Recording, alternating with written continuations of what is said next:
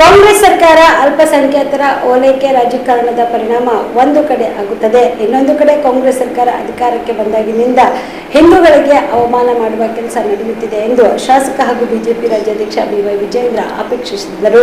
ಬೀದರ್ನಲ್ಲಿ ಮಾಧ್ಯಮಗಳ ಜೊತೆ ಮಾತನಾಡಿದ ಅವರು, ಡಿಕೆ ಶಿವಕುಮಾರ್ ನೇತೃತ್ವದ ಸರ್ಕಾರ ಹೇಗೆ ನಡೆಯಲಿದೆ ಎಂದು ನಾನು ಹೇಳುವ ಅವಶ್ಯಕತೆ ಇಲ್ಲ. ತಮಗೆ ಗೊತ್ತಿರುವ ಹಾಗೆ ಕಳೆದ 3 ವರ್ಷಗಳಲ್ಲಿ ಕಾಂಗ್ರೆಸ್ ಸರ್ಕಾರ ಅಧಿಕಾರಕ್ಕೆ ಬಂದಾಗಿನಿಂದ ಒಂದೇ ಒಂದು ಅಭಿವೃದ್ಧಿ ಕೆಲಸ ಮಾಡಲು ಸಾಧ್ಯವಾಗಿಲ್ಲ. ಭ್ರಷ್ಟಾಚಾರ, ಅಲ್ಪಸಂಖ್ಯಾತರ ಓಲೈಕೆ ಬಿಟ್ರೆ ಬೇರೇನೂ ಕಳೆದ 3 ವರ್ಷಗಳಲ್ಲಿ ಆಗಿಲ್ಲ. ಇವರ ಗ್ಯಾರಂಟಿಗಳಿಂದ ಇವರ ಕೈಯನ್ನ ಕಟ್ಟಿ ಹಾಕಿಕೊಂಡಿದ್ದಾರೆ. ಅನುದಾನದ ಕೊರತೆಯಿಂದ ಡಿಕೆ ಶಿವಕುಮಾರ್ ಕೂಡ ಅಭಿವೃದ್ಧಿ ಮಾಡಲು ಸಾಧ್ಯ ಇಲ್ಲ ಎಂದರು. ಇವತ್ತು ಆಳಂದದಾಗ ಕೇಸು ವಾಪಸ್ ತಗೊಂಡಿದ್ದಕ್ಕೆ ಪ್ರತಿಭಟನೆ ಮಾಡಕ ಕಲಬುರಗಿಗೆ ಹೊರಟಿದ್ರಿ ಸರ್, ಏನ್ ಹೇಳ್ತೀರಿ ಸರ್? ಕೇಸ್ ಸರ್ಕಾರ ಕಾಂಗ್ರೆಸ್ ಸರ್ಕಾರ ಬಂದಾಗ ಈ ತರ ಎಲ್ಲ ಕೇಸ್ಗಳನ್ನ ವಾಪಸ್ ತೆಗಿತಾ ಇದೆ, ನೀವು ಹೋರಾಟನೂ ಕೂಡ ಮಾಡ್ತಾನೆ ಬರ್ತಾ ಇದ್ದೀರಿ. ಕಾಂಗ್ರೆಸ್ ಸರ್ಕಾರದ ಅಲ್ಪಸಂಖ್ಯಾತರ ಓಲೈಕೆ ರಾಜಕಾರಣ, ಇವರ ಓಲೈಕೆ ರಾಜಕಾರಣದ ಪರಿಣಾಮ ಒಂದು ಕಡೆ ಆದರೆ ಹಿಂದೂಗಳಿಗೆ ಅಪಮಾನ ಮಾಡುವಂಥ ಕೆಲಸ ಕಾಂಗ್ರೆಸ್ ಸರ್ಕಾರ ಬಂದಾಗಲಿಂದಲೂ ಕೂಡ ನಡ್ಕೊಂಡು ಬರ್ತಾ ಇದೆ. ಅಧಿಕಾರದ ಮದ ನೆತ್ತಿಗೆ ಏರಿದಾಗ ಈ ರೀತಿ ಎಲ್ಲವೂ ಕೂಡ ಮಾಡಿಸ್ತದೆ. ಹಾಗಾಗಿ ಇವತ್ತು ನಾವು ಗುಲ್ಬರ್ಗದಲ್ಲಿ ಏನು ಆಳಂದದಲ್ಲಿ ಆಗಿರ್ತಕ್ಕಂಥ ಆ ಘಟನೆ, ಆ ಕೇಸ್ಗಳನ್ನು ಹಿಂಪಡೆದಿರುವಂಥದ್ದು, ಇವೆಲ್ಲವನ್ನು ಕೂಡ ನಾವು ಪ್ರತಿಭಟನೆ ಮಾಡಬೇಕು, ಈ ಸರ್ಕಾರಕ್ಕೆ ಬಿಸಿ ಮುಟ್ಟಿಸುವಂಥ ಕೆಲಸ ಮಾಡಬೇಕು. ಆ ನಿಟ್ಟಿನಲ್ಲಿ ಹೋರಾಟವನ್ನು ಹಮ್ಮಿಕೊಂಡಿದ್ದೇವೆ. ಸರ್, ಡಿಕೆ ಶಿವಕುಮಾರ್ ಸಿಎಂ ಆಗಿದ್ದ ಗ್ಯಾರಂಟಿ ಯೋಜನೆ ನಡೀತಾ ಅಂತೀರಿ ಸರ್? ಇವರ ಡಿಕೆ ಶಿವಕುಮಾರ್ ಅವರ ನೇತೃತ್ವದ ಸರ್ಕಾರ ಹೇಗೆ ನಡೀತದೆ ನಾನು ಹೇಳುವಂಥ ಅವಶ್ಯಕತೆ ಇಲ್ಲ. ತಮಗೆ ಗೊತ್ತಿರೋ ಹಾಗೆ ಕಳೆದ 3 ವರ್ಷದಲ್ಲಿ ಈ ಕಾಂಗ್ರೆಸ್ ಸರ್ಕಾರ ರಾಜ್ಯದ ಅಧಿಕಾರಕ್ಕೆ ಬಂದಾಗಿನಿಂದ ಯಾವುದೇ ಒಂದು ಅಭಿವೃದ್ಧಿ ಕೆಲಸ ಕಾರ್ಯಗಳು ಮಾಡೋದಕ್ಕೆ ಸಾಧ್ಯ ಆಗಿಲ್ಲ. ಮತ್ತೊಂದು ಕಡೆ ಭ್ರಷ್ಟಾಚಾರ, ಅಲ್ಪಸಂಖ್ಯಾತರ ಓಲೈಕೆ ರಾಜಕಾರಣ ಬಿಟ್ಟರೆ ಏನೂ ಕೂಡ ಕಳೆದ 3 ವರ್ಷದಲ್ಲಿ ಆಗಿಲ್ಲ. ಇವರ ಗ್ಯಾರಂಟಿಗಳಿಂದ ಇವರ ಕೈಯನ್ನು ಕಟ್ಟಾಕೊಂಡಿದ್ದಾರೆ. ಅನುದಾನದ ಕೊರತೆಯಿಂದಾಗಿ ಇವರು ಕೂಡ ಡಿಕೆ ಶಿವಕುಮಾರ್ ಅವರು ಕೂಡ ರಾಜ್ಯದ ಅಭಿವೃದ್ಧಿಯನ್ನು ಮಾಡೋದಕ್ಕೆ ಸಾಧ್ಯ ಇಲ್ಲ. ಹಾಗಾಗಿ ಆಗಲೇ ಅವ್ರು ಇನ್ನೂ ಚಾರ್ಜ್ ತೊಗೊಳ್ಳಿ, ಮುಖ್ಯಮಂತ್ರಿಯ ಪ್ರಮಾಣ ವಚನ ತೆಗೆದುಕೊಳ್ಳಿ, ನಾವೇನು ಭಾರತೀಯ ಜನತಾ ಪಾರ್ಟಿಯನ್ನು ಹೇಗೆ ಎದುರಿಸಬೇಕು, ಏನು ಮಾಡಬೇಕು ಅಲ್ಲವನ್ನು ಕೂಡ ಹಿಂದೂ ವರ್ಗದ ನಾಯಕನನ್ನ ಕೆಳಗಿಳಿಸಿ ಅವಮಾನ ಮಾಡಿದ್ರು ಅಂತಂದು ಪ್ರತಿ ಸರನು ಬಿಜೆಪಿ ನಾಯಕರು ಅನ್ಕೋತಾ ಬರ್ತಿದ್ರು ಸರ್. ಕಾಂಗ್ರೆಸ್ ಅದನ್ನು ಸಮರ್ಥಿಸ್ಕೊಂಡು ಬರ್ತಾರೆ, ಏನು ಹೇಳ್ತೀರಿ ಸರ್? ಸಿದ್ದರಾಮಯ್ಯ ಅವ್ರನ್ನ ಕೆಳಗಿಳಿಸಿ ಡಿ ಕೆ ಶಿವಕುಮಾರ್ ಸಾಕಷ್ಟು ಸಮಯ ಇದೆ ಎಲ್ಲವನ್ನೂ ಕೂಡ ಚರ್ಚೆ ಮಾಡೋದಕ್ಕೆ. ಫಸ್ಟು ಡಿ ಕೆ ಶಿವಕುಮಾರ್ ಅವರು ಅಧಿಕಾರ ವಹಿಸ್ಕೊಳ್ಳಿ, ತದನಂತರ ನಾವು ಏನು ಮಾತಾಡ್ಬೇಕು ಮಾತಾಡ್ತೀವಿ.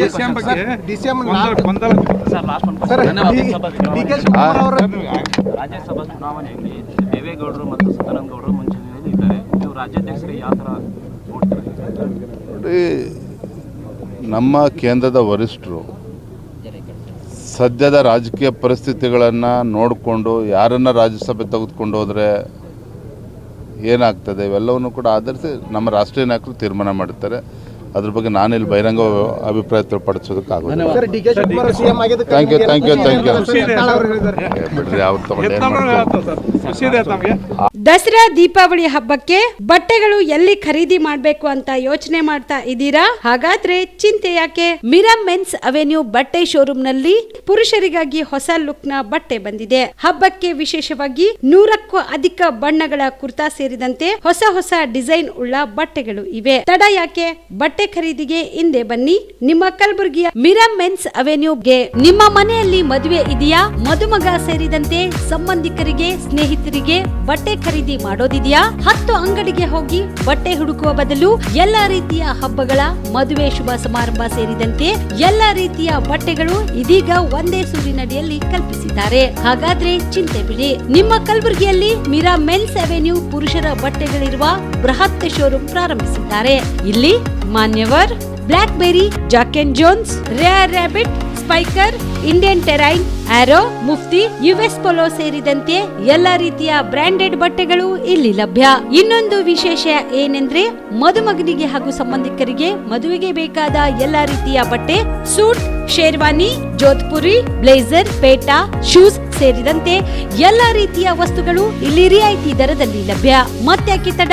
ಹಿಂದೆ ಭೇಟಿ ನೀಡಿ. ಕಲ್ಯಾಣ ಕರ್ನಾಟಕದ ಬೃಹತ್ ಬಟ್ಟೆ showroom Mira men's avenue, Lahoti petrol bunk ಮುಂಭಾಗ, ತಿಮ್ಮಾಪುರಿಗೆ ಹೋಗುವ ರಸ್ತೆ, ಕಲಬುರಗಿ. ಹೆಚ್ಚಿನ ಮಾಹಿತಿಗಾಗಿ ಸಂಪರ್ಕಿಸಿ 9916745499.